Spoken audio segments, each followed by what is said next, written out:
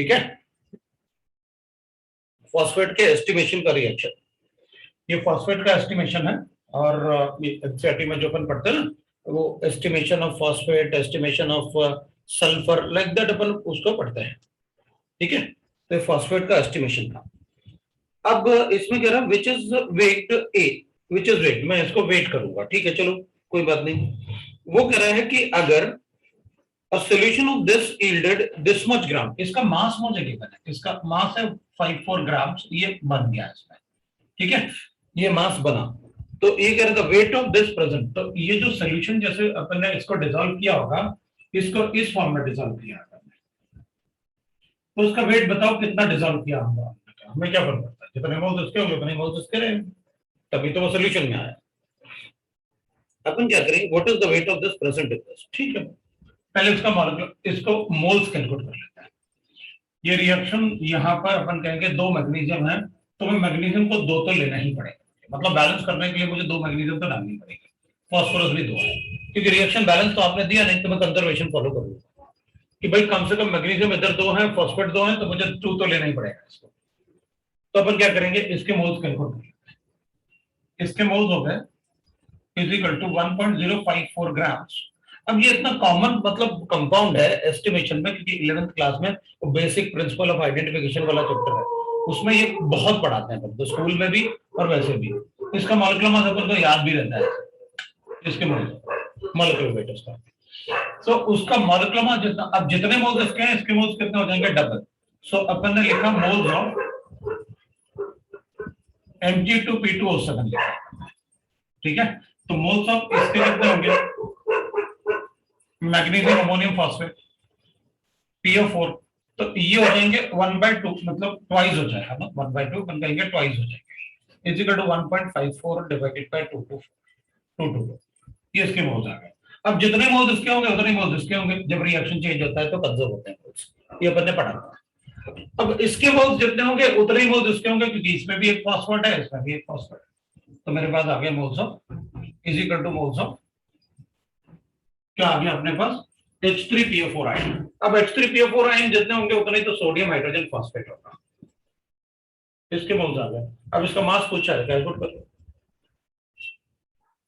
Mass of sodium hydrogen phosphate H2PO4 है, तो इसका मास कैलकुलेट करना है, तो इसके मोल्स कितने हैं, 54 डिवाइड बाय 222 मल्टीप्लाई कर लो, है ना। चल वो करा हम कर लेंगे सर, मतलब मॉलिक्यूलर मास अपन कैलकुलेट कर लेंगे, 97 प्लस 23 120।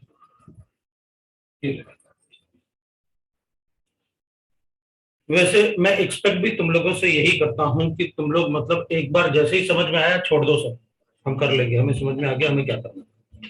इसीलिए मतलब बी सेक्शन से भी पूछा था कुछ। देख भाई, मैंने किसी को कोई शीट नहीं भेजा है, शीट जो तुम्हारे पास है, जो तुम्हें मिला है, वही शीट से तुम लोग पूछ रहे हो। मैंने कोई शीट नहीं भेजा तुम लोगों को। B3 B4 पूछा है।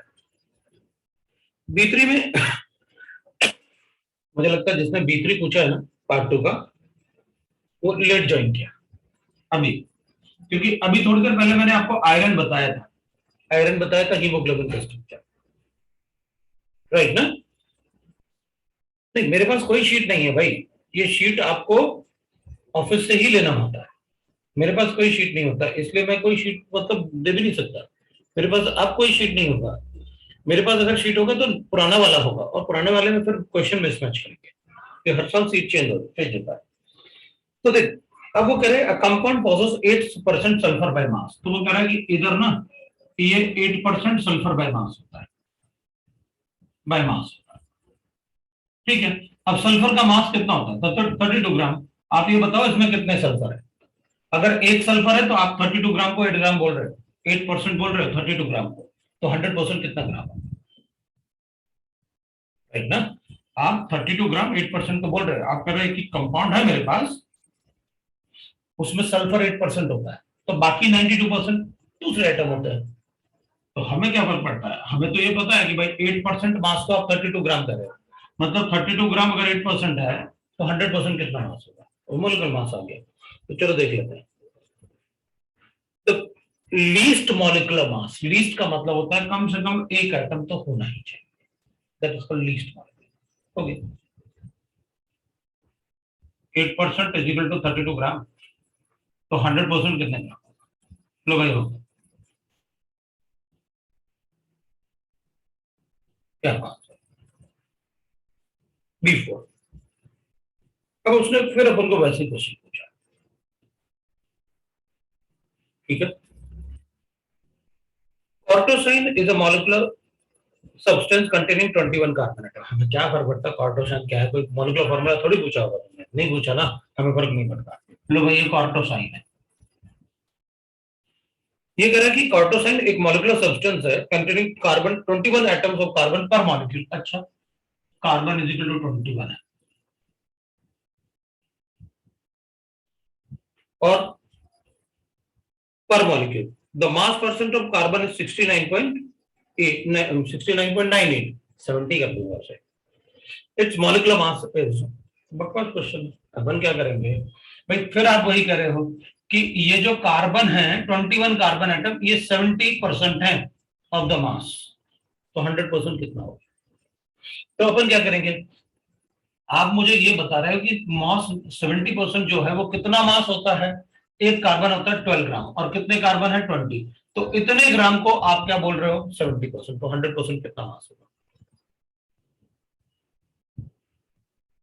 आपने कहा ना कि इसमें कंपाउंड में 21 कार्बन एटम होते हैं, और जो कार्बन है वो 70% है ऑफ द टोटल मास। अच्छा, ठीक है, तो एक कार्बन का मास 12 ग्राम होता है, तो 21 का कितना ग्राम होगा ये, और वो कितना है इसमें? ओके,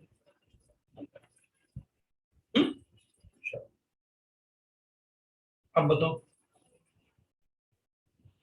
अब किसी और को कोई डाउट है तो बोलेगा, अदरवाइज फिर मैं मतलब थोड़ा सा और मूल कॉन्सेप्ट पढ़ाऊंगा, उसके बाद अपन बैलेंसिंग ऑफ रिडक्शन रिएक्शन पे चलेंगे, रिडक्शन ऑक्सीडेशन पे चलेंगे।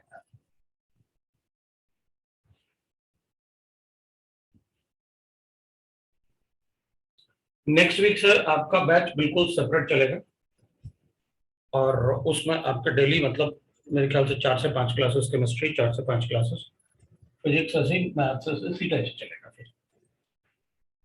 तो ठीक है, अब अपन आगे बढ़ते हैं। मैंने लास्ट टाइम आपको सीक्वेंशियल रिएक्शन पढ़ाया, ठीक है, मैंने लास्ट टाइम आपको सीक्वेंशियल रिएक्शन पढ़ाया, मैंने लास्ट टाइम आपको लिमिटिंग रीजन भी पढ़ाया, मतलब काफी कुछ मैंने आपको पढ़ा दिया था लास्ट टाइम, ठीक है। अब आज अपन थोड़ा सा मतलब अगर, क्योंकि मोल कॉन्सेप्ट में ज्यादा बड़े क्वेश्चन मेंस में तो नहीं आने वाले, मे बी पॉसिबल थोड़ा सा बड़ा क्वेश्चन अपन को मतलब इसमें एडवांस में पूछ ले, तो अपन उसके हिसाब से थोड़ा सा क्वेश्चन कर लेते हैं।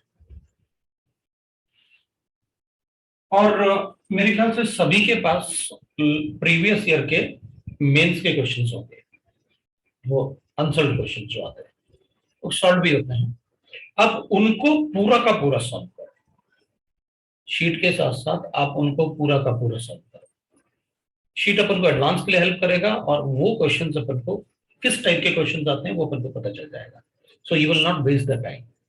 आपको पता रहेगा कि किस टाइप पार्ट पे हमें फोकस करना। थोड़ा सा तुम लोग बड़े हो गए हो, तुम्हें पता है कि क्या आता है, अगर मैं कोई चीज बोलूंगा छोड़ दो, तो तुमको पता रहेगा कि यार ये छोड़ दो सर ने कहा है, क्योंकि वो आउट ऑफ सिलेबस है, ठीक है ना। जो अपन ने लास्ट ईयर जो भी किया होगा, उसमें कई बार अपन कुछ चीजें ऐसी भी पढ़ते हैं कि सब पढ़ रहे हैं इसलिए अपन पढ़ रहे हैं, और बहुत सारा पार्ट ऐसा होता है जो अपन इसलिए पढ़ते हैं क्योंकि सब पढ़ते हैं, और अपन को लगता है कि उससे हमारा रैंक बनाता है। तो अगर अपन को लगता है कि यार कुछ पार्ट छोड़ने से हमारे अगर 5-10 मार्क छूट भी जाए ना, तो फर्क नहीं पड़ता। अपन सबको पता है कि इस साल भी एडवांस में जिसके 51% मार्क्स थे, उसका भी 1250 रैंक आया, है ना। तो अपन ऐसे नहीं करें कि अपने बस बिल्कुल 100% आता है, लेकिन हमें रिजल्ट मिलना चाहिए, मेरा मतलब। तो मैं ये भी नहीं करा कि अपन को 100% नहीं पढ़ना, पढ़ेंगे अपन सारा, कुछ भी नहीं छोड़ने वाले, लेकिन आप थोड़ा सा मतलब ये सोच लो कि यार अगर सर ने कहा छोड़ दो, तो मतलब छोड़ ही देना है, और तुम कहोगे नहीं नहीं हमको नहीं छोड़ना, पढ़ना है, तो मैं पढ़ा दूंगा, तो मुझे कोई फर्क नहीं पड़ेगा। चलो शुरू करते हैं। मैंने कंपोजिशन की बात करनी है, कंपोजिशन ऑफ मिक्सचर्स। मतलब हम थोड़ा सा क्वेश्चन ऐसे करेंगे जिसमें अपन को ये कैलकुलेट करना पड़े कि अगर मान लो दो मॉलिक्यूल्स या दो कंपोनेंट्स हैं तो इनके अलग अलग परसेंटेज कैलकुलेट करने के लिए हम क्या करें, मतलब कैसे, तो जो गिवन डाटा है उसी से अपन को कोरिलेट करना होता है। तो मैं कुछ क्वेश्चंस आपको मतलब क्वेश्चंस के थ्रू समझाऊंगा कि मतलब कैसे अपन परसेंटेज कैलकुलेट कर सकते हैं। लेकिन मेरा मानना यह है कि नो डाउट अपन एक ही रिएक्शन लिख के भी परसेंटेज बता सकते हैं, लेकिन अगर किसी रिएक्शन में मुझे दो कंपाउंड गिवन है और उनका कोई रिएक्शन करना है तो मैं हमेशा कोशिश करूंगा उनका रिएक्शन अलग अलग लिखूंगा, मैं एक साथ नहीं लिखूंगा उनका रिएक्शन। या मुझे दो कंपाउंड बनाने हैं, मतलब सपोज करते हैं मुझसे कहा गया आपने कि सल्फर को रिएक्ट करो और SO2 और SO3 बनाना है, तो मैं कभी भी एक ही रिएक्शन में दोनों नहीं लिखूंगा, मैं अलग अलग लिखूंगा ऐसे हमेशा। मतलब अगर दो कंपाउंड बनाने हैं या दो कंपाउंड गिवन है उनको डिकम्पोज करना है तो मैं हमेशा रिएक्शन अलग अलग ही लिखूंगा, मैं एक साथ नहीं लिखूंगा। उससे मुझे काफी इजी पड़ जाता है और बच्चे भी मतलब इजीली समझ जाते हैं, क्योंकि एक साथ लिखने से उनको ये समझ में थोड़ा मुश्किल हो जाता है कि किसके मोल्स कितने बने होंगे वो कैसे बताओ, क्योंकि इससे अपन को बहुत सारी चीजें और भी समझ में आ जाती है। अब मैं एक क्वेश्चन ले लेता हूँ डायरेक्टली और फिर अपन चेक करते हैं कि मैं क्या बता रहा हूँ। मैं डिफरेंट डिफरेंट टाइप के एग्जाम्पल्स ले, a 2 gram mixture of, एक क्वेश्चन ले लेते हैं अपन, mixture of calcium carbonate and magnesium carbonate is heated at high temperature to form at high temperature. The observed Lawson weight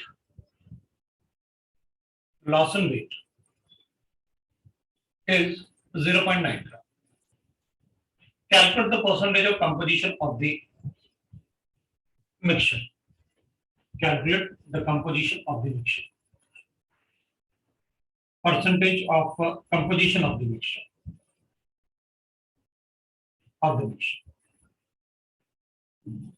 Percentage of composition of the mixture को calculate करना। अपन क्या करेंगे, अपन कहेंगे देखो हमें अलग अलग डिकम्पोजिशन लिखना चाहिए, और जब भी अपन से ये वर्ड लिखा होगा कि लॉसन वेट, तो ये हमेशा गैसेस की वजह से होता है। ये जो लॉसन वेट होता है वो हमेशा गैसेस की वजह से। तो ये बात अपन को पता रहेगा कि अगर कहीं लॉसन वेट लिखा हुआ है तो वो हमेशा गैसेस की वजह से होगा, ठीक है ना। अगर लॉसन वेट लिखा हुआ है तो वो गैसेस की वजह से होगा। चलो अपन कहेंगे आप, अब मैं मोस्टली क्या करूंगा, ऐसे क्वेश्चन दूंगा आपको, ये इतना नहीं लिखने वाला कि देख भाई अगर मेरे पास 2 ग्राम मिक्सचर है कैल्शियम कार्बोनेट और मैग्नीशियम कार्बोनेट का, राइट ना, और इसको अगर हीट करूंगा तो 0.9 ग्राम ऑफ लॉसन वेट होता है, वेट इज ऑब्जर्व्ड, ठीक है। तो अपन कहेंगे भाई ठीक है, सबसे पहले अपन क्या करते हैं, अपन रिएक्शन लिख लेते हैं, क्योंकि आपने बताया कि भाई इन दोनों को आपको डिकम्पोज करना है, और ऑब्जर्व्ड लॉसन वेट आपने बता दिया गैसेस की वजह से, तो ये दोनों डिकम्पोज होते हैं, अपन को पता है। मैंने आपको लास्ट टाइम डिकम्पोजिशन बताया था। अपन क्या करते हैं, इसका x ग्राम ले लेते हैं और इसका ले लेते हैं 2 ग्राम। तो अपन ऐसा लिखेंगे वर्ड्स में, let this is equal to x gram, वो क्या जरूरत है लिखने।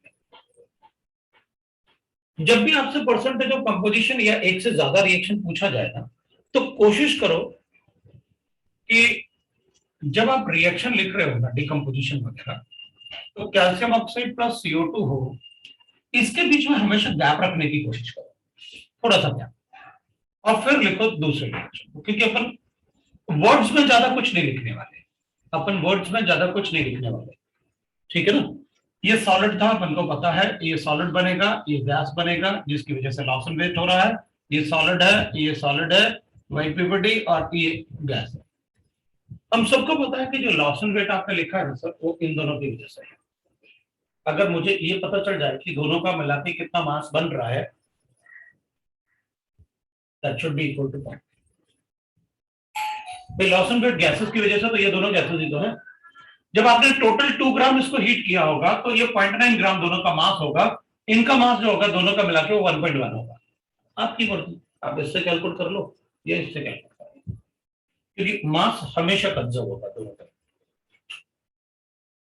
अपन क्या करेंगे, अपन कहेंगे सर देखो आपने इसका x ग्राम लिया है और इसको लिया है 2 - x ग्राम, ठीक है, तो आप एक काम करो ना, इसके मोल्स लिख लो, इसके भी मोल्स लिख लो, ये मास मॉलिक्यूलर मास है जिससे डिवाइड किया। अब इसके मोल्स से इसके मोल्स कैलकुलेट कर लो और उसके मॉलिक्यूलर मास से मल्टीप्लाई करके उसका वेट आ जाए। इसके मोल्स से इसके मोल्स कैलकुलेट कर लो और उसके मॉलिक्यूलर मास से मल्टीप्लाई करके उसका वेट आ जाए। दोनों वेट को ऐड करो और 0.9 से इक्वल करो। इसमें तो मोलर कोफिशिएंट 1 है, इसलिए जितने मोल्स इसके होंगे उतने मोल्स इसके भी होंगे, तो इसके मोल्स हो गए x/100 और जितने मोल्स इसके होंगे उतने मोल्स इसके भी होंगे, तो इसके मोल्स जितने हैं उतने मोल्स इसके भी होंगे। 2 - x डिवाइड बाय 84,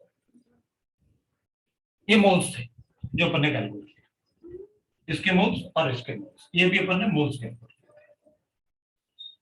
तो मॉलिक्यूलर मास में कन्वर्ट करना है तो अपन क्या, इसको मल्टीप्लाई कर दो मॉलिक्यूलर वेट से, इसका मॉलिक्यूलर वेट हो गया 44, कार्बन 12 ऑक्सीजन 32, इसको भी मल्टीप्लाई कर दो आप 44 से, लो भाई दोनों का मास आ गया, इन दोनों को ऐड करो और 0.9 से इक्वेट कर दो, ठीक है। CO2 का मास है 0.9, वो कितना है दोनों total, that is x/100 into 44 plus कितना हो जाएगा 2 - x इंटू 44 डिवाइडेड बाय 84। अपन कहेंगे 0.9 is equal to 0.44x plus, इसको अपन एक काम करते हैं कैंसिल कर लेते हैं, ये अगर 88 होता तो 1/2 आ जाता, ये थोड़ा छोटा है मतलब थोड़ा बढ़ जाएगा, तो मैं इसको ऐसे कर लेता हूं 0.52 इंटू 2 - x,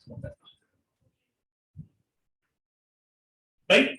अपन क्या करेंगे 0.9 is equal to 0.44 x plus, इसको मल्टीप्लाई करेंगे तो अपने पास आएगा 1.04 माइनस 0.52 x। अब इसको माइनस करेंगे, इसको उधर लेके जाएंगे तो दोनों में नेगेटिव आ रहा, okay, what I got is 0.14 is equal to, इसको माइनस करो तो अपने पास आ रहा है पॉइंट कितना आ रहा है, अब कर ही लेता हूं नहीं तो गड़बड़ नहीं होनी चाहिए, नहीं तो गड़बड़ हो गया तो सब प्रॉब्लम आ जाएगा। 8 हो गया और ये 0 हो गया, तो 0.08 x, उसको भी एक बार चेक कर लेता हूं क्योंकि अपन ने काफी कुछ वैसे किया, 04 और इसको 0.9 अपन को माइनस करना है, सो 10 में से ये 1 आ गया, अपन ने एग्जैक्टली वही किया। तो मैंने तो बस चेक किया यार, कैलकुलेशन कभी कभी मैं भी गलती कर देता हूँ, तो ठीक है वी गॉट इट, मतलब अपन को x आ गया, x इज इक्वल टू आ गया अपने पास, that is 14/8, so that is 1 point और 6 बचेगा तो 60 कर देता हूं, सो 75 के आसपास आता है अपने पास। लो भाई x का मास आ गया। अब x आ गया तो अपने पास क्या आ गया, percentage of calcium carbonate is equal to what, calcium carbonate का कितना मास था x divide by total mass 2 multiply by 100, लो हो गया 87.5%। ये 1.75 रखो और 2 से डिवाइड करके मल्टीप्लाई कर लो, यू गॉट योर आंसर। देख लो भाई अगर किसी को डाउट है,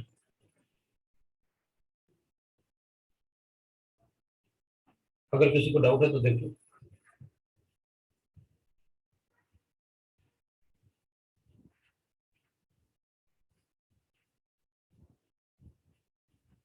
तो एक बार चेक कर लो, तो फिर मैं एक क्वेश्चन आपको दे दूंगा मैं, तो आप लोग करके दिखाओगे।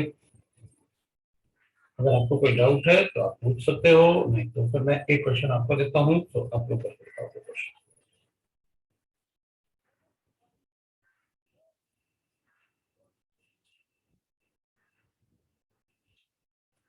एवरीबॉडी गॉट इट ना, अपन को अलग अलग रिएक्शन लिखने हैं हमेशा।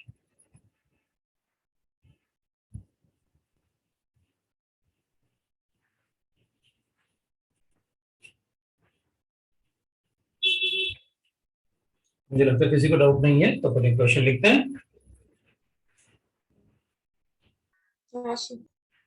ठीक है, किसी को डाउट है तो फिर मैं एक क्वेश्चन दे रहा हूं। अब मैं इतना सारा नहीं लिखूंगा, मैं क्वेश्चन देता हूं, तुम लोग कैलकुलेट करके बताओ। 2 ग्राम मिक्सचर ऑफ, मेरे पास Na2CO3 है और NaHCl है,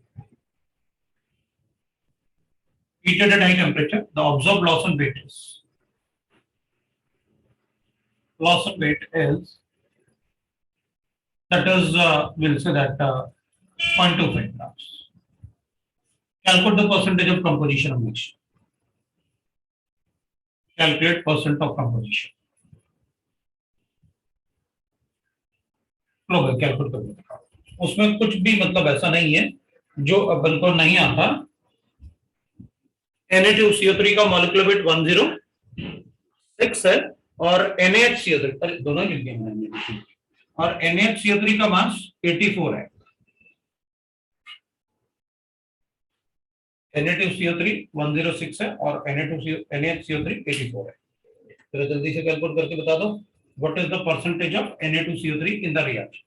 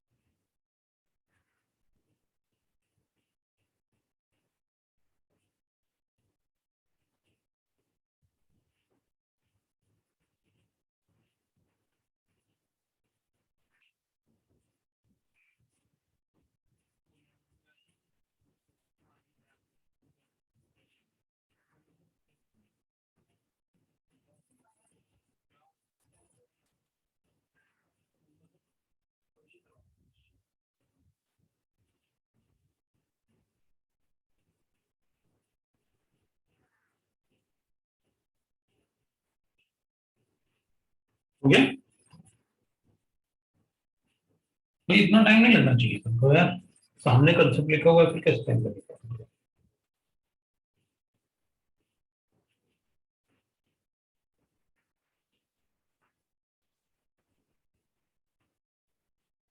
आप जो भी आंसर आए, जो भी आपकी क्वेरीज हैं, आप चैट पे लिख सकते हैं, क्योंकि चैट पे जनरली ना उस चैट को सिर्फ मैं देख सकता हूँ। ठीक है ना, इसलिए आपको जो भी पूछना है, आपको जो भी लिखना है, आप चैट पे लिख सकते हैं। तो आपको मतलब ऐसा नहीं लगेगा कि भाई अच्छा कोई दूसरा क्या सोचेगा, कोई कुछ नहीं सोचने वाला, क्योंकि वो चैट सिर्फ मुझे देखेगा।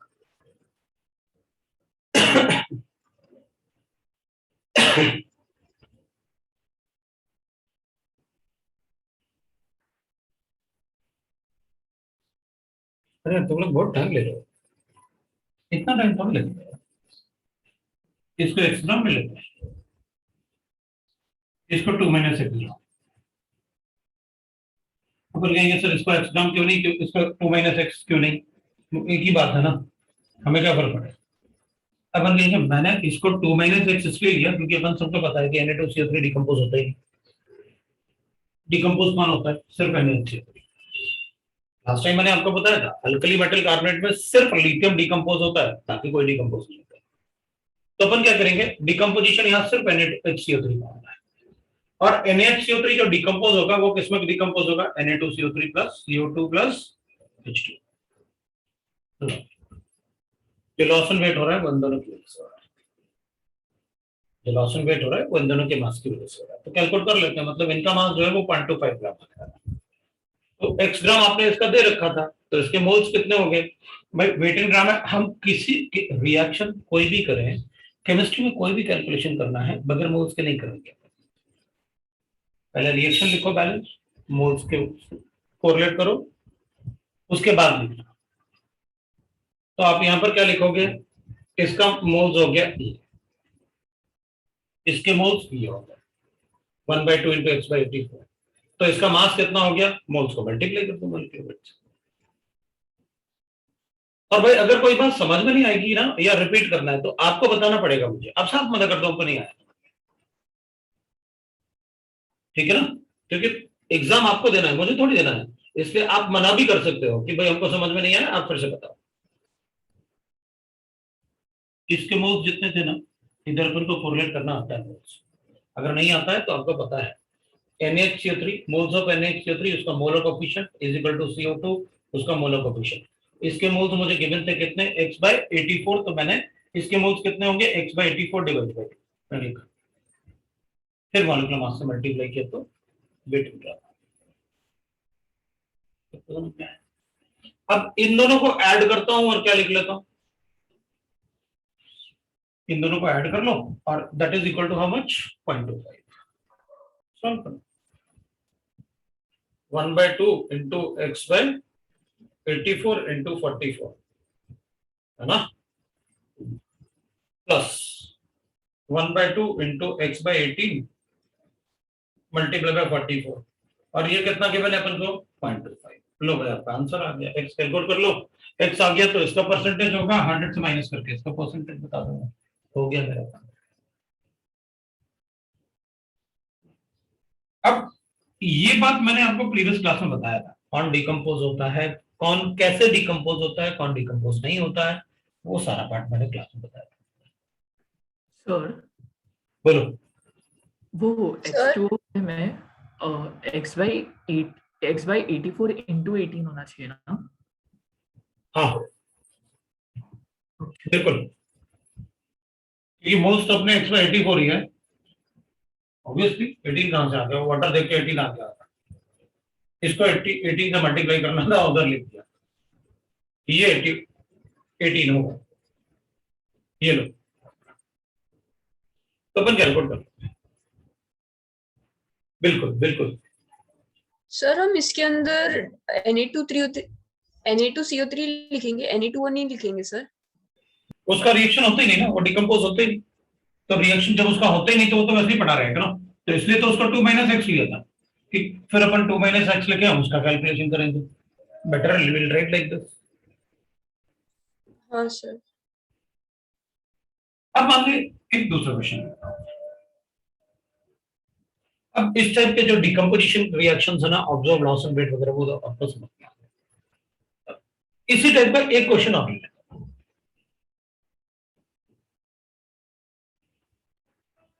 a 2.58 gram of bivalent metal carbonates,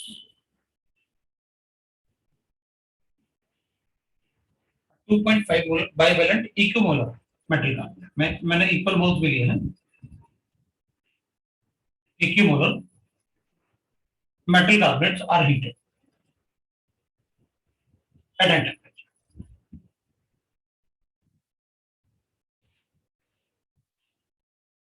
एक बार मैं चेक कर लूं question,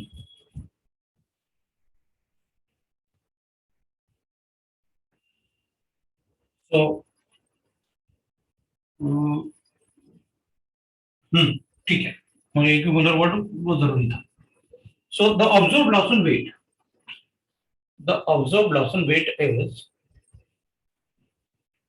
loss and weight is 1.25 grams. ठीक है, if one of the metal in the mixture, if one of the metal in the mixture is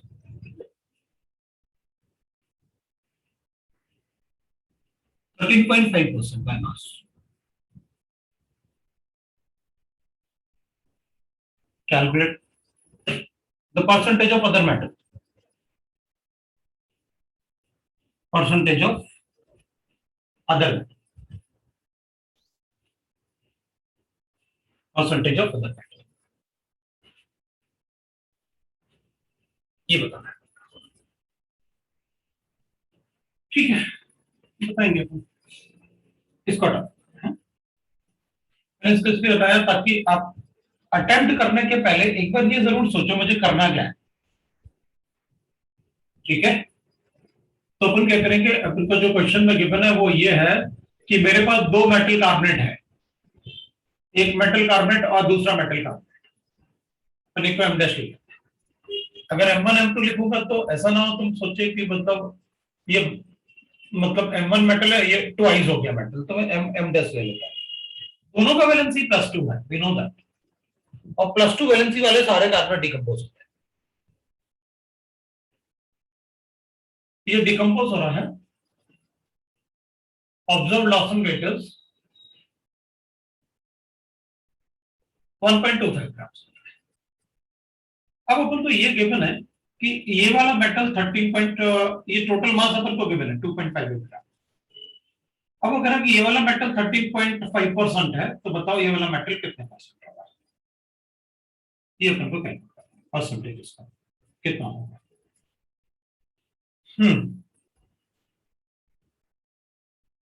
क्या है मेटल तो पता नहीं अपन को भी कौन सा है, तो क्या करें?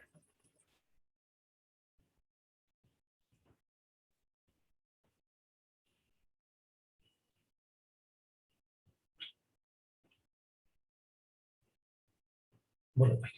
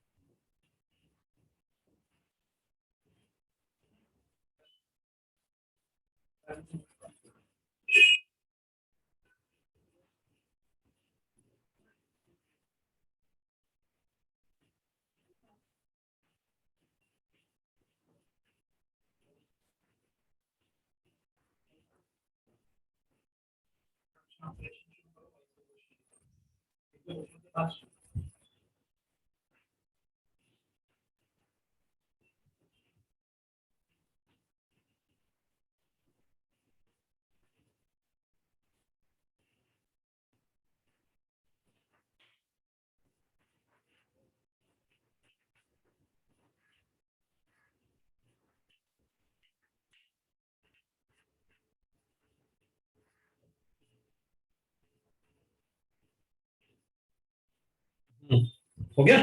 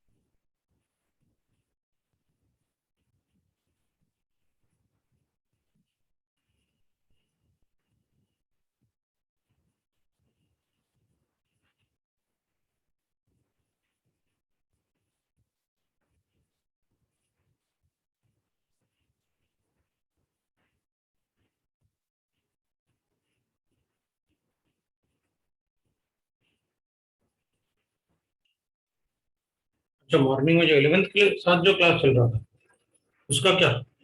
11th की क्लास के साथ मतलब तुम लोग काफी स्लो चलाना पड़ता है ना उनके साथ, और तुम लोगों के बारे में सोच के फिर मुझे थोड़ा फास्ट पढ़ाना होता है उनको, तो इसलिए मैंने 11th के क्लास के साथ तुमको मना कर दिया। वरना आई वांट कि मतलब तुम लोगों का कुछ पार्ट 11th क्लास के साथ भी कंप्लीट हो जाए, क्योंकि उनको थोड़ा स्लो पढ़ाना होता है, तो बेचारों उनको कुछ भी नहीं आता ना पहले से, या कुछ ऐसे जो टॉपिक तुम्हें स्लो पढ़ने हैं तो बता देना, हम उसको 11th के साथ पढ़ा देंगे। जैसे अभी उनका थर्मो होगा, आयनिक शुरू होगा नेक्स्ट क्लास में, इस वीक में शायद आयनिक शुरू होगा। अगर तुम लोग को आयनिक स्लो पढ़ना है, थर्मो स्लो पढ़ना है तो बता दो, उनके साथ पढ़ा दो। चलो अपन इसमें देखते हैं, आंसर आया? आंसर नहीं सर, मैं वो बोल रहा था ये हम लोग के इसके पहले के लेक्चर्स तो कंबाइन नहीं हुए थे सर, तो होमवर्क नहीं हुआ था हम लोग का, तो उसका डिस्कशन बाद में फिर से नहीं हो सकता? नहीं, अब मतलब होमवर्क तो साथ में चलता रहेगा ना तुम्हारा, कोई प्रॉब्लम नहीं है। नहीं सर, जैसे इसके पहले के लेक्चर में हम लोग साथ में नहीं थे सर, हाँ जो आपने हाँ होमवर्क दिया था, हाँ हाँ तो हाँ। फिर वो होमवर्क। तो तुम लोग डाउट क्लासेस होते हैं ना होमवर्क के लिए, डाउट क्लासेस होते हैं, डाउट क्लासेस में पूछ लो, नहीं होता डाउट तो सर क्लासेस, सिर्फ होमवर्क बता दो सर, क्या है ना? क्या अगर क्या था मतलब? अगर एक्स्ट्रा जरूरत पड़े तो बता देना हमें, वरना डाउट क्लासेस में पूछ लो। Yes sir. डाउट क्लासेस होते हैं ना काफी सारे, रोज ही होता है डाउट क्लासेस तो अगर नहीं है तो आप मुझसे कुछ बता देना कि तो अपन एक डाउट क्लास लगा लेंगे। Okay sir. सर और बाकी के लेक्चर पहले के? बाकी के लेक्चर्स देखते हैं नेक्स्ट वीक के टाइम टेबल में कैसे करते हैं, बैठ के प्लान बनाता हूँ, एडीए सर से पूछता हूँ, फिर बताता हूँ। हाँ? नहीं सर, इसके पहले के जो लेक्चर्स थे वो सब, इसके पहले के लेक्चर्स मतलब? बड़े सर ये मूल कॉन्सेप्ट चालू हुए टाइम हो गया होगा ना, हम लोग तो अचानक नहीं बीच में ज्वाइन कर रहे हैं। नहीं, ये तो दूसरा क्लास है। दूसरा? Okay sir. इससे पहले एक ही तुमको पढ़ा दिया था ना मूल कंसेप्ट। हाँ सर, एक लेक्चर हम लोग का भी हुआ था। हाँ तुम्हारा भी हो गया था ना एक लेक्चर इनका हुआ, बस कुछ भी नहीं था उससे पहले, ठीक है ना? तुम्हारा तो एटॉमिक स्ट्रक्चर भी खत्म हो गया ना? नहीं सर, पूरा नहीं हुआ था। पूरा नहीं हुआ था, चलो देख लो तो इसको शुरू करते हैं। अब ये ऑब्जर्व लॉसन रेट किसकी वजह से हो सकता है? CO2 की वजह से। अब अपन क्या करेंगे भाई, इसका मास कैलकुलेट करें, 2.58 का 13% कितना होगा वो कैलकुलेट करें अपन। उसके बाद अपन सोचे CO2 का कोई डाटा मिल जाए,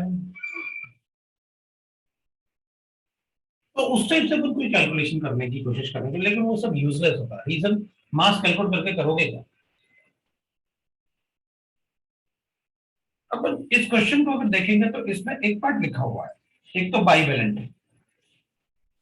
सो बाइवेलेंट का मतलब ऐसा कोई भी बाइवेलेंट मेटल कार्बोनेट नहीं है, मैंने आपको सिर्फ अल्कली कार्बोनेट बताया जो डिकम्पोज नहीं होते, और उसमें भी लिथियम डिकम्पोज होगा because of diagonal relationship with magnesium. जो मैग्नीशियम करेगा वो लिथियम करेगा। सो MCO3 decompose to give MO plus CO2, or M-CO3 decompose to give M-O plus CO2। ये तो CO2 बनेगा। मुझे CO2 का टोटल वेट गिवन है, कितना ऑब्जर्व लॉसन वेट हो रहा है, 250 ग्राम, कितना लॉसन वेट हो रहा है। अपन क्या करेंगे, अपन कहेंगे देखो भाई इसमें ना, अब टोटल मास तो मुझे 2.58 ग्राम आपने दे रखा है, लेकिन मुझे एक बात पता है, अगर मैं इसको x ग्राम ले लूं, इसको 2.58 ग्राम माइनस x ले लूं, तो ना तो इसका एटॉमिक मास पता है ना इसका एटॉमिक मास पता है, करूंगा क्या? तो बेटर है पता मैं क्या करूंगा, मैं कहूंगा मेरे पास इस सैंपल में 3 चीजें हैं, एक मेटल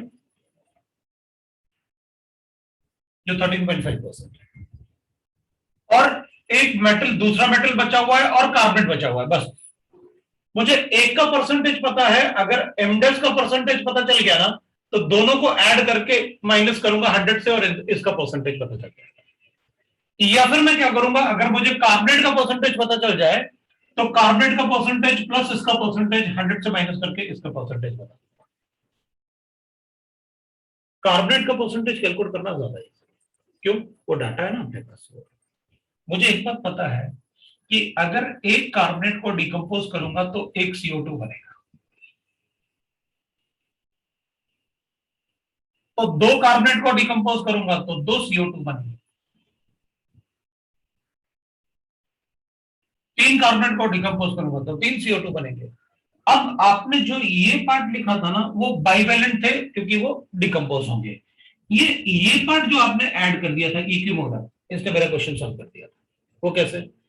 मुझे ये पता है कि दोनों में इसके और इसके मोल्स इक्वल होंगे ना, मतलब जितने कार्बोनेट इसमें होंगे उतने ही कार्बोनेट इसमें भी होंगे ना।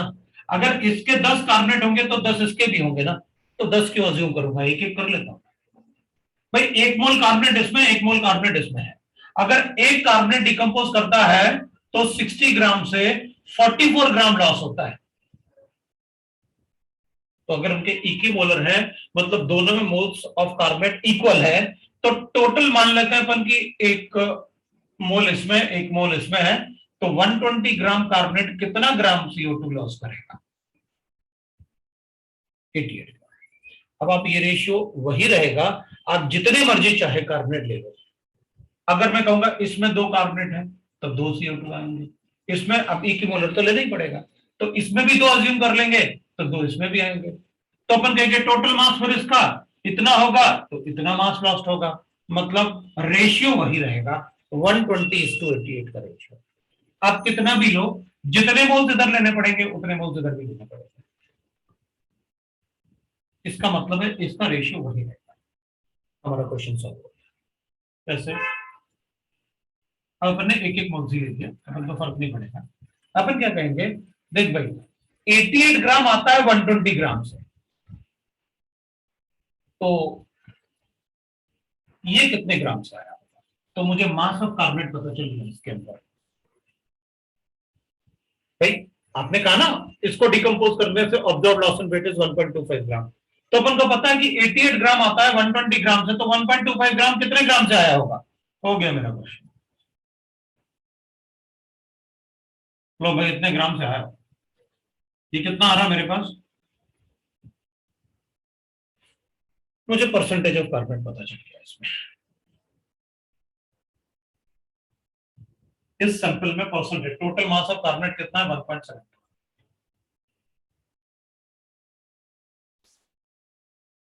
लो भाई मुझे पता चल गया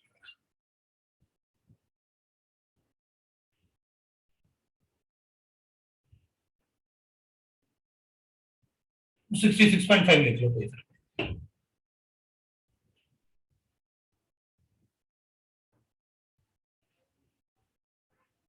हमें ये पता था कि भाई दोनों में मोल्स ऑफ कार्बोनेट, तो अपन को पता है एक मोल कार्बोनेट से 44 ग्राम आता है, तो अगर दोनों में इक्वल मोल्स ले ले तो अगर चलो एक एक मोल्स ले लेते हैं तो कितना आएगा टोटल मास? वो 88 ग्राम।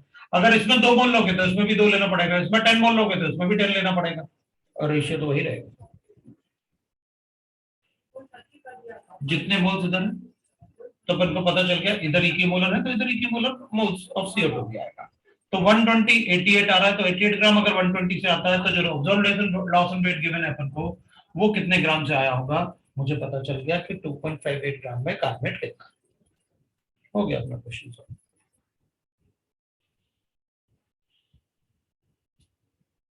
ये जरूरी नहीं कि हमेशा लॉस इन वेट ही होगा, कभी कभी गेन इन वेट भी होगा।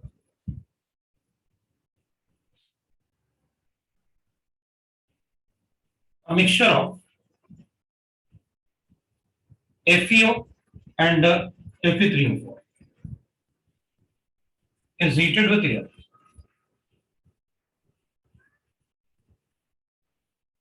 The observed gain in weight is 5%. Calculate the percentage of FeO in the mixture.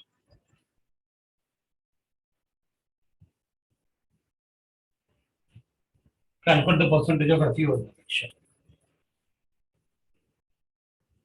क्या करेंगे? Percentage of FeO in the mixture.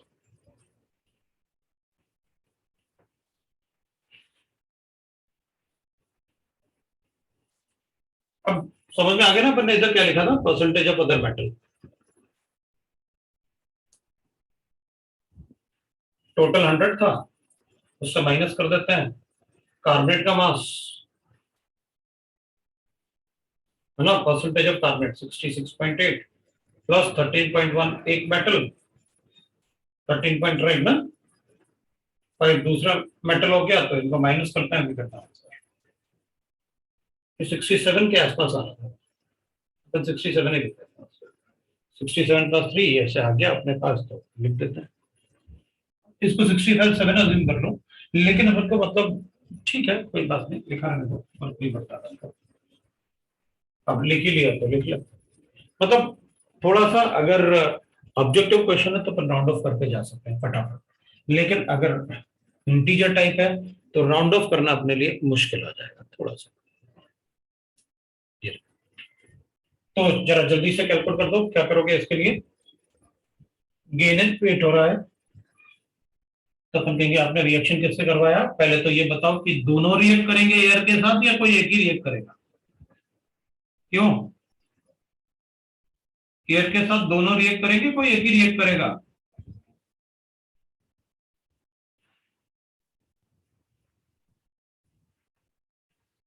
Air के साथ दोनों रिएक्ट करेंगे, कोई एक ही रिएक्ट करेगा,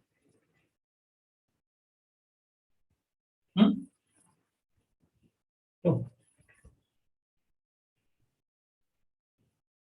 एयर के साथ दोनों रिएक्ट करेंगे या कोई एक ही रिएक्ट करेगा, अपन कहेंगे आयरन है, अगर एयर के साथ रिएक्ट कर रहा है तो Fe2O3 बनाएगा, मतलब +3 तक जाएगा, अब ये +2 था तो ये रिएक्ट करेगा, अगर ये +3 है तो नहीं करेगा, और अगर उससे कम है तो करेगा, ये +8/3 है मतलब 3 से कम है, ये भी रिएक्ट करेगा, ये भी Fe2O3 बनाएगा, है ना, ये भी रिएक्ट करेगा और Fe2O3 बनाएगा,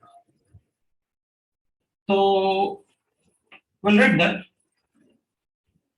1/2 O2 है, तो ये Fe2O3 ये भी बनाएगा, अब मुझे इसको बैलेंस करने देना एक बार, Fe2O3 ये भी बनाएगा,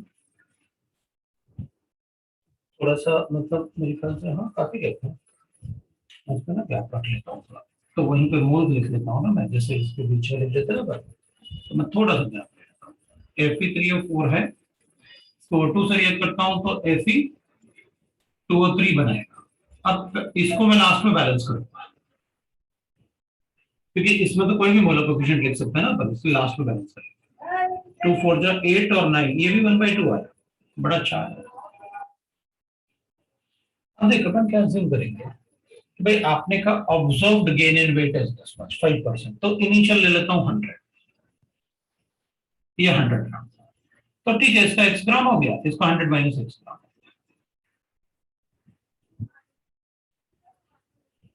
अब अपन पता क्या करेंगे, अब अपन दो तरीके से क्वेश्चन को सॉल्व कर सकते हैं, ये जो 5% गेन इन वेट हुआ होगा वो किसकी वजह से हुआ था, ऑक्सीजन की वजह से, क्योंकि ऑक्सीजन इसमें एब्जॉर्ब हो गया, टोटल मास कितना ऑक्सीजन एब्जॉर्ब हुआ होगा, अगर ये टोटल 100 है तो 5 ग्राम हुआ होगा, क्योंकि इन दोनों को मिला के आपने कहा ना 5% गेन हुआ, तो इन दोनों को मिला के मैं बताऊंगा कि वो 105 ग्राम होना चाहिए। अब आप बताओ किससे कैलकुलेट करना है, ऑक्सीजन से कैलकुलेट करना है तो इसके मोल्स से इसके मोल्स, इसके मोल्स से इसके मोल्स, और इनका मास कैलकुलेट करके टोटल वेट कैलकुलेट कर दूंगा 5 ग्राम, या फिर इसके मोल्स से इसके मोल्स कैलकुलेट करता हूं, इसके मोल्स से इसके मोल्स, दोनों का मास कैलकुलेट करूंगा और टोटल वेट कितना होना चाहिए 105 ग्राम, क्योंकि 5% गेन इन वेट है। अपन कहेंगे ऑक्सीजन में थोड़ा कम डाटा, मतलब मुझे लगता है कैलकुलेशन होगा, तो ऑक्सीजन के उससे कैलकुलेट करना है 56 16 72, ये इसके मोल्स है, आयरन 3 बार 56 होगा और डिवाइड बाय 4 ऑक्सीजन है तो 64 होगा, तो 18 22 आ गया और 2 क्या गया, तो अपने पास 15 + 8 आ गया, है ना, ये 15 हो गया +8 आ गया अपने पास, तो 15 + 8 मतलब 23 हो गया हमारे पास 220 230, ये आ गया मेरे पास। अब इसके मोल से इसके मोल, उसमें थोड़ा सा गड़बड़ नहीं करना, क्योंकि जब मैंने यहाँ पर ना हाफ इस टाइप का मोलर कोफिशिएंट लिखा हुआ है, ये तो बेटर होता अपन रिएक्शन को 2 से मल्टीप्लाई ही कर देते, इसको भी 2 से मल्टीप्लाई कर देते तो गलती होने के चांसेस कम होते। तो अपन क्या करेंगे, moles of FeO divide by 2 और moles of O2 divide by 1/2। तो ये 2 ऊपर जाएगा, इधर आएगा 4 हो जाएगा। तो 1/4 ऑफ x/72 ये इसके मुताबिक। तो इसका मास कितना होगा, मल्टीप्लाई कर दो 32 से, ये लो भाई इसका ग्राम। ऐसे में इस इधर से अब इससे इसका ग्राम भी कैलकुलेट करूंगा और दोनों मास कितने होने चाहिए, कितना गेन हुआ 5 ग्राम, तो 5 ग्राम लिख लो और इक्वल कर दो, यू गॉट द आंसर। इसके मोल से इसके मोल 100 minus x divided by 232 multiply by 32, ये इसका बेटा। दोनों को ऐड करो और बताओ कितना, 1/4 into x/72 multiply by 32 is equal plus हो जाएगा अपने पास 1/4 into 100 minus x divided by 232 multiply by 32 is equal to 5। ये लो x कैलकुलेट करें। अब x कैलकुलेट करके आप आंसर बता दें, x कैलकुलेट कर सकते हैं मतलब अच्छा खासा कैलकुलेशन हो रहा है फटाफट। कैलकुलेट करके जो x आया वो परसेंटेज ऑफ FeO आ गया, क्योंकि 100 सैंपल था ही तो FeO आ गया। कर सकते हैं। तो जब भी ऐसे मिक्सचर गिवन हो तो आपको क्या करना है, वो अपन को एक बार देख लेना चाहिए। कंपोजिशन में मतलब जो भी क्वेश्चन गिवन होगा ना, बस आपको एक बार सोचना है कि जो भी डाटा गिवन है मेरे पास, उसी डाटा से मेरा कैलकुलेशन होगा। उस डाटा के बाहर अपन को सोचना नहीं होता है, बस आपको डाटा यूज करना आना चाहिए कि कैसे हमें डाटा को यूज करना। कभी कभी ऐसे भी होगा कि एक से ज्यादा रिएक्शन है और थोड़ा सा डिफरेंट टाइप के क्वेश्चन, जैसे अपने पास ऐसे गिवन है, equal weight of mercury and iodine reacts to form mercurous iodide and mercury. ये mercurous है, ये mercury की।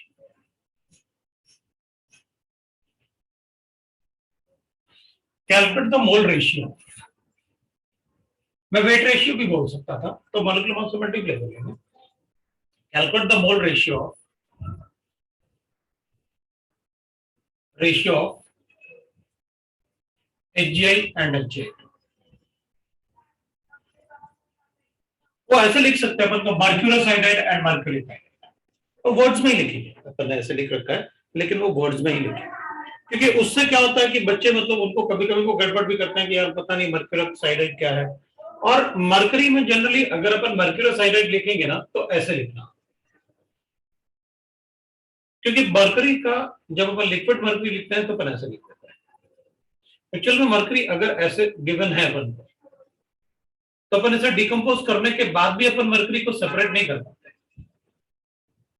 मतलब अगर ऐसे गिवन है तो अपन डिकम्पोज करने के बाद भी अपन मर्करी को सेपरेट नहीं कर पाते, क्योंकि मर्करी जो होता है वो लिक्विड फॉर्म में होता है, तो वो लिक्विड जो होता है ना मॉलिक्यूलर फॉर्म होता है, लिक्विड मर्करी अपन लिख लेते हैं ऐसे, क्योंकि मास तो कंजर्व हो गई होगा ना, 2 मोल्स होगा तो आप बैलेंस तो करोगे ना उसका,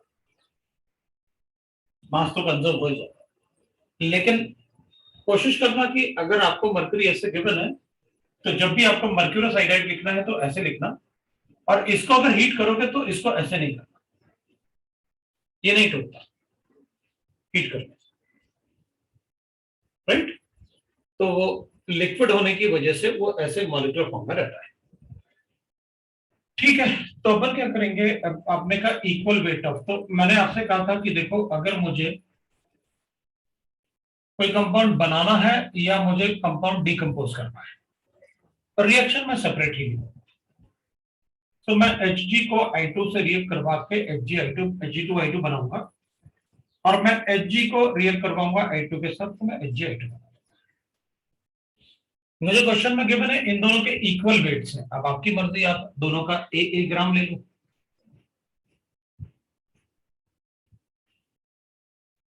या फिर आप दोनों का 1 ग्राम ले लो कि भाई इसका भी 1 ग्राम है, इसका भी 1 ग्राम है।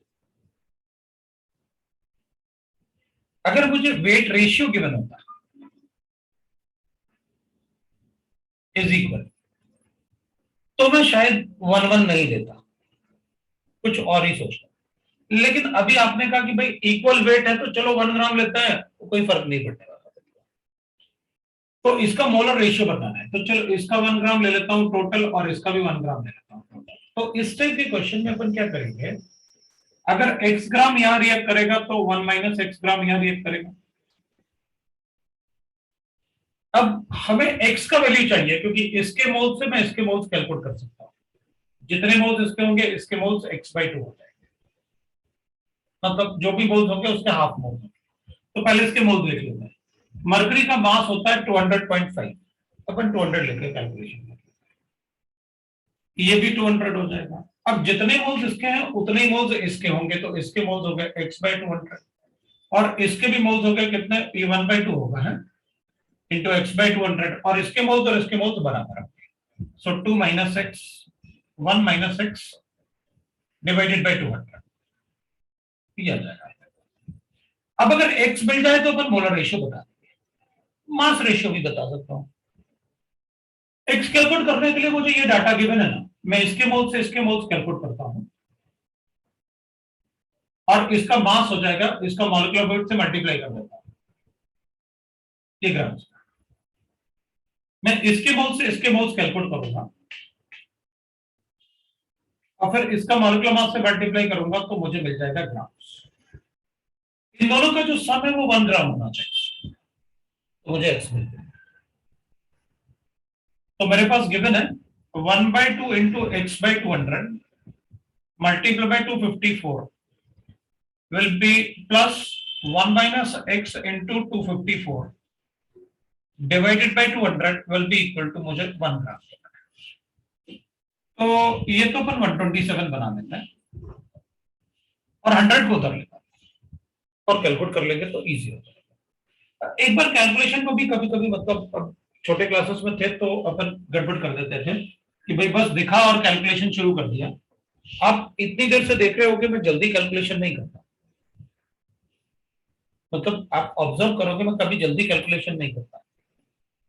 कैलकुलेशन मैं तभी करता हूं जब मुझे लगता है कि यार अब मुझे कैलकुलेशन कर लेने चाहिए, मुझे कुछ बताना है अननोन क्वांटिटी। वरना ऐसे नहीं करता मैं कि स्टूडेंट कहेगा यही कैलकुलेशन शुरू हो गया, वो वेट करो, आप काफी चीजें कैंसिल हो जाती। मैं भी यही कहूंगा कि भाई ये 127 हो गया, अपने पास ये 200 हो गया, तो अपन क्या करें, इसको अपन ऐसे लिख लेते हैं, भाई इसको 200 को उधर ले जाते हैं। So 127x plus 1 - x into 254। अपन को पता है 254 127 का डबल है, इधर लिखता हूं मैं 200। अब अपने लिए कैलकुलेशन थोड़ा इजी हो गया, क्योंकि इतना बड़ा बड़ा वैल्यूज अपन आराम से कैलकुलेट कर सकते हैं, मल्टीप्लाई करके अपन फटाफट कैलकुलेशंस कर सकते हैं। तो थोड़ा सा मतलब पेशेंस रखो, अपना आंसर आएगा। तो कैलकुलेट करके x आ गया तो अपन यहाँ सब्स्टिट्यूट करके अपना मोलर रेशियो बता देंगे, what is the molar ratio. ठीक है, आपने मोलर रेशियो पूछा था, 200 तो वैसे भी कैंसिल हो जाना है, वहां भी कैलकुलेट नहीं करूंगा, सीधा रेशियो बता दूंगा कि भाई x/2 और 1 - x ऐसे बता दूंगा। तो x कैलकुलेट कर लेंगे। मुझे नहीं लगता मुझे इससे आगे करना चाहिए, अगर कुछ कंसेप्ट आगे है तो आप आगे बताओ, बाकी आप कर लो। आप चाहोगे कि नहीं सर आगे बताओ तो मैं बता दूंगा, मुझे कोई बात नहीं। तुम लोग कहोगे कैलकुलेशन भी करके दिखाओ, मैं कैलकुलेशन भी बता दूंगा। वो कैलकुलेशन इतनी जल्दी कैसे करते हो, उसमें वो धीरे धीरे धीरे धीरे आपको भी आ जाएगा। मैं राउंड ऑफ करता हूँ फटाफट, तो उसमें इसलिए मैं, अगर मुझे लगता है कहीं की हेजिटेशन होता है कि यार कहीं गड़बड़ ना कर दूं मैं, तो फिर मैं कैलकुलेशन करता हूँ। तो ठीक है, मतलब इस टाइप से क्वेश्चन अपने पास हो सकते हैं।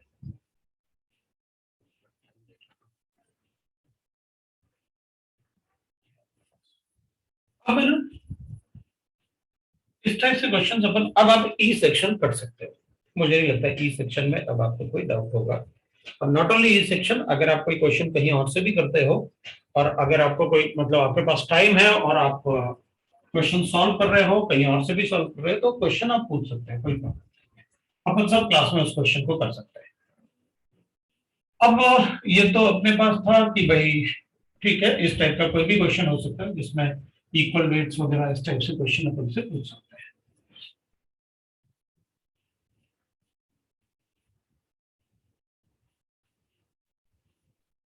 ठीक है ना। अब इस टाइप के क्वेश्चन अगर अपन करेंगे भाई, एक जैसे क्वेश्चन अगर करते रहेंगे तो फिर वो ठीक नहीं है, मतलब क्योंकि काफी सारे हो जाएंगे। इसमें एक्स का वैल्यू नेगेटिव आ रहा है, नहीं इसका वैल्यू नेगेटिव नहीं आएगा, पॉसिबल नहीं। 127x 254 254x इजिकल टू आ रहा था अपने पास 200, तो इधर मैं लिखूंगा तो -127x इजिकल टू माइनस, इधर माइनस करूंगा तो -54। हाँ x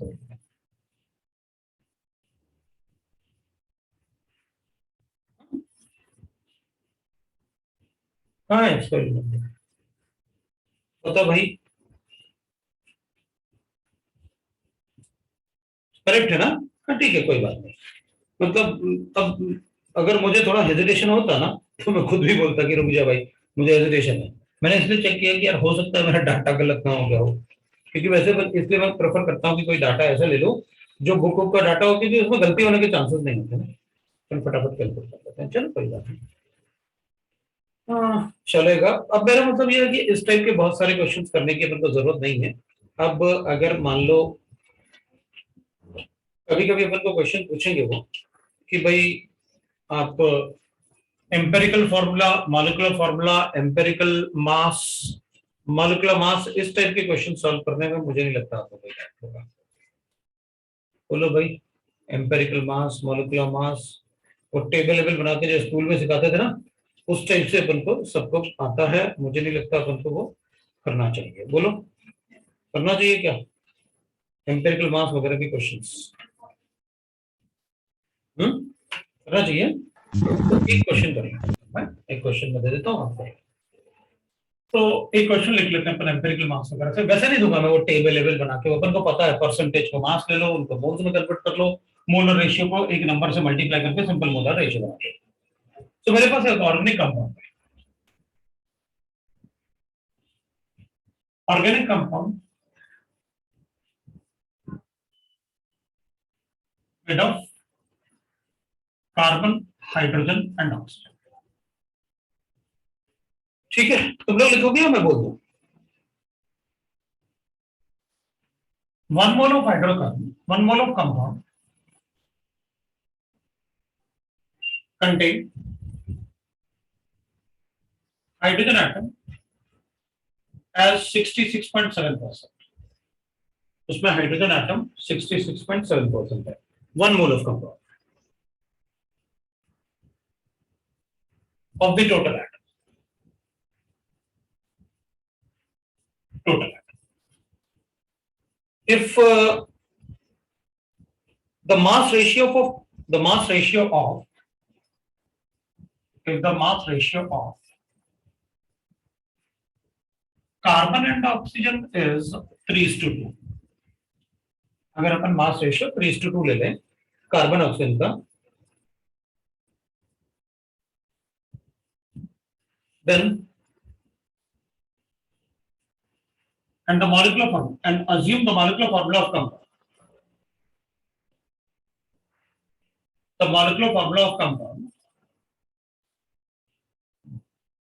compound is CXHYOZ.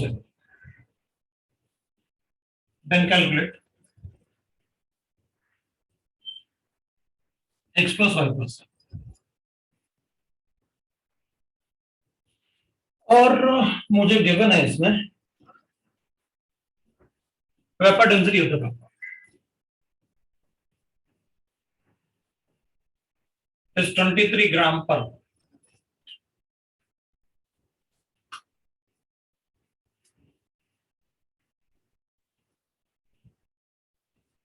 ये एक गड़बड़ चीज थी जो क्वेश्चन को खराब कर देगी।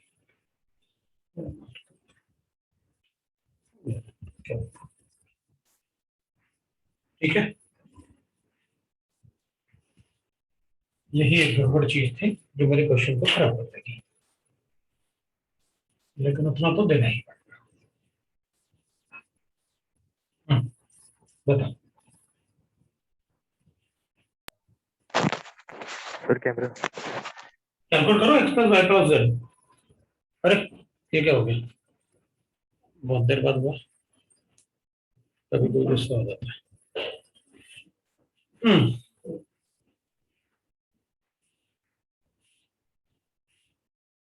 क्वेश्चन देने के बाद मुझे भी लगता है कि भाई कैसे इजीएस्ट वे में स्टूडेंट को सोचना चाहिए। मुझे कुछ कुछ चीजें बड़ी अच्छी, मतलब ऐसे स्टूडेंट को फोकस करना चाहिए ऐसे।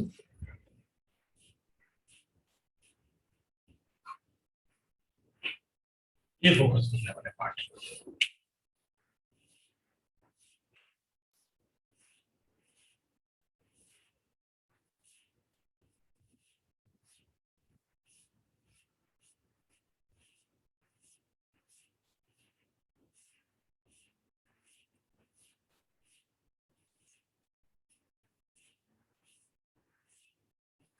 फिर हो गया,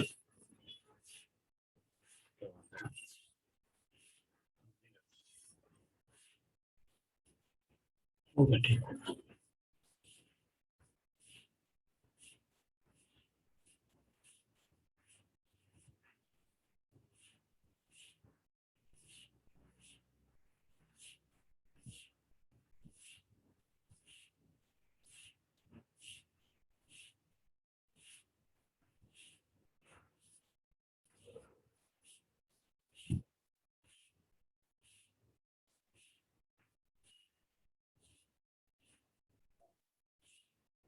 क्वेश्चन बहुत इजी है, लेकिन मेंस वगैरह में आ सकता है।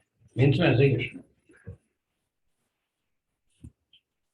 थोड़ा और, लेकिन कंसेप्ट इसमें सारा ही है, बट मेंस में ऐसे ही हो सकता है। वैसे तो मैं वैसे ही अरेंज कर दूंगा सारी चीजें अगर सॉल्व किया है। क्वेश्चन इतना इजी है, सॉल्व ही नहीं करना है, और मुझे लगता है मैं सारा ही एडजस्ट कर दूंगा।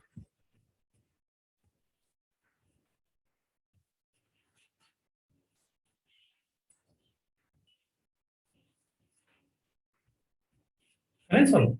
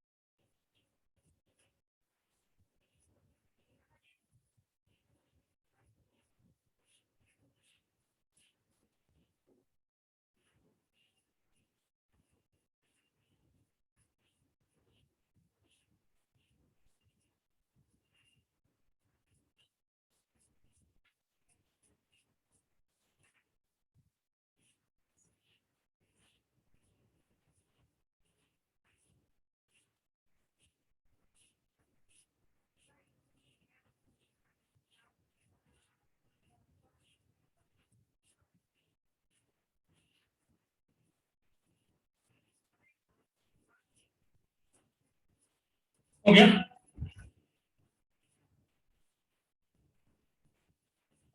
इतना टाइम थोड़ी लगेगा। मैं तो बोल रहा था बगैर कैलकुलेट करे ही मैं उनको एडजस्ट एडजस्ट कर दूंगा। वेपर डेंसिटी गिवन है, सो मॉलिक्यूलर मास पता है मुझे। Molecular weight is equal to होता है वेपर डेंसिटी मल्टीप्लाई वेट, मतलब 46 आता है। 23 into 2 इज इक्वल टू 46। ठीक है, अब 46 ग्राम में आप ऑप्शन भी चाहते हो, एक तो रहेगा कम से कम। लो भाई एक रहेगा तो अपन कहेंगे ठीक है, एक ऑप्शन रहेगा कम से, क्योंकि दो ऑप्शन होंगे तो दो ऑप्शन ही 32 हो जाएंगे। तो बचा क्या मेरे पास में, एक कार्बन और दो हाइड्रोजन लगाना पड़ेगा। ऐसा कोई कंपाउंड बनेगा तो सब गड़बड़ हो जाएगी। एक कार्बन है, दो हाइड्रोजन है, एक मतलब दो ऑप्शन है, इसको क्या बना। तो अपन क्या करेंगे, कम से कम अपन क्या करेंगे कि भाई इसमें ऑप्शन एक रख लें अगर, तो फिर अपने पास 30 ग्राम बचा। 30 ग्राम में अपन कार्बन और हाइड्रोजन लिख लेंगे। इस टाइप से कुछ कर ले। तो मैं क्या करूंगा, इस टाइप से करने के बाद मैं एक ऑप्शन लिखने के बाद 6 कर लिया मैंने ऑप्शन, क्योंकि आ जाएगा, और एक ऑप्शन। अब मैं इसको ऐसे कैलकुलेट करूंगा, 6/1 + 6 + 9 मल्टीप्लाई बाय 100, ये मेरे पास 67% के आसपास आ रहा है। हो गया मेरा हाइड्रोजन है 60%। पहले वाले में क्या हो रहा था, एक कार्बन था, 2 हाइड्रोजन था, 2 ऑक्सीजन था। अभी 2/5 2/5 इज नॉट 66% ना, तो 60 वो 40% आ रहा था। मतलब ये वाला गलत था, ये गलत था, क्योंकि वो उस परसेंटेज में फिट नहीं हो रहा। बगैर सॉल्व किए ही मेरा आंसर आ गया। क्या हो गया, ये हो गया। अपन कहेंगे नहीं मैं सॉल्व करूंगा सर, मैं ऐसे नहीं करूंगा, मुझे सॉल्व करके दिखा देता हूँ। 1 मोल कंटेन हाइड्रोजन 66.7%, तो हाइड्रोजन 1 मोल में 66.7% है। ठीक है भाई, पहले तो अपन ये देख लेते हैं वेट रेशियो। मेरे पास ना weight ratio of CO plus वो गिवन है, तो मैं मोल रेशियो ऑफ कार्बन और मोल रेशियो ऑफ ऑक्सीजन ले लेता हूँ। तो वेट अपॉन मॉलिक्यूलर वेट इसका और वेट अपॉन मॉलिक्यूलर वेट इसका, तो इसका वेट रेशियो कितना था, 3/2। तो ये आता अपने पास 3/12, और ये आता मेरे पास कितना, 2/16, राइट ना ऑप्शन। तो ये मेरे पास आ जाएगा 1/4। 1/4 का मतलब हो गया 0.25, और ये आएगा 1/8। 1/8 का मतलब 0.125, मतलब ये 2:1 का रेशियो आ गया। अब मुझे ये पता चल गया कि मेरा जो कंपाउंड है उसमें कार्बन 2 है, हाइड्रोजन मुझे नहीं पता, लेकिन ऑक्सीजन 1 है।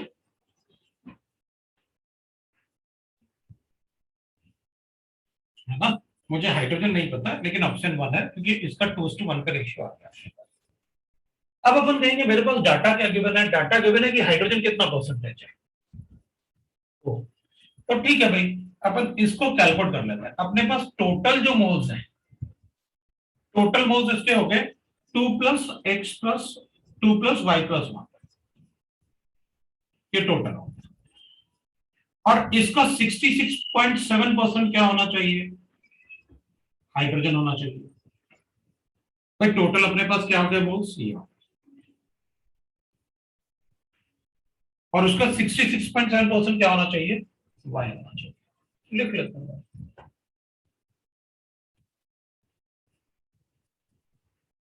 लिख लेते हैं।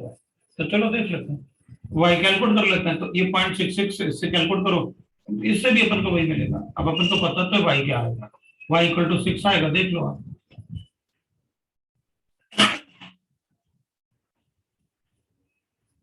Y = 6 आ गया, अपने काम हो गया। तो भाई C2H6O बन गया।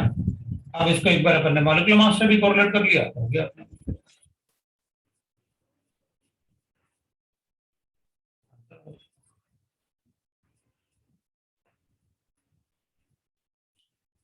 वरना मैं वैसे भी कर सकता था कि भाई एक बार मॉलिक्यूलर फॉर्मूला एडजस्ट करते हैं, क्योंकि छोटा था ना ये बहुत छोटा मॉलिक्यूलर मास था, इसलिए मुझे प्रॉब्लम नहीं हुआ कैलकुलेट करने में। हाँ, अगर ये मॉलिक्यूलर मास बड़ा होता है 90-20 के आसपास, तो फिर यही मेथड बेस्ट था, फिर अपन गड़बड़ कर जाते।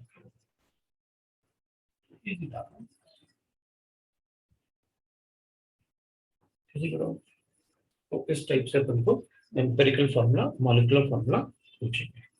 अब अगर आप उसका स्ट्रक्चर चाहते हो तो थोड़ा और दो, मतलब कुछ ऐसे बताओ कि भाई आप अब ये इसमें du बिल्कुल 0 है, इसका मतलब अब आप, मैं ऐसे भी लिख सकता हूं और मैं ऐसे भी लिख सकता हूं, मेरी मर्जी। तो आपको थोड़ा और देना पड़ेगा, तो मैं स्ट्रक्चर बता दूं। थोड़ा और देना पड़ेगा मतलब, जैसे ईथर और अल्कोहल है, अगर सोडियम से हाइड्रोजन लिबरेट हुआ तो ये है, नहीं हुआ तो ये है। It can act as a polar protic solvent, तो ये है, नॉन पोलर सॉल्वेंट है तो ये, कुछ देना पड़ेगा मतलब बता देंगे, ऐसे स्ट्रक्चर भी बता देंगे, which will be the structure of this, like that questions आ जाए। तो ये अब आपका नेक्स्ट क्लास के लिए ई सेक्शन आपका मोल कॉन्सेप्ट वाला पार्ट खत्म हो गया, क्योंकि इससे ज्यादा टफ क्वेश्चन अब आते भी नहीं, और आपको करने हैं तो बता दें।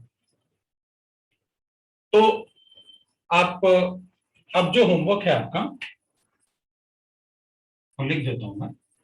एक्सरसाइज 1 का सेक्शन ई और एक्सरसाइज 2 का part 1 1 to 15 question, part 2 1 to 10 question. ये आपका होमवर्क है, कोशिश करो। DU is degree of unsaturation, DU is degree of unsaturation, और दिल्ली यूनिवर्सिटी बिल्कुल नहीं है। अभी तो दिल्ली यूनिवर्सिटी में तुमने देखा सभी सब्जेक्ट में 100% कट ऑफ जा रहा है।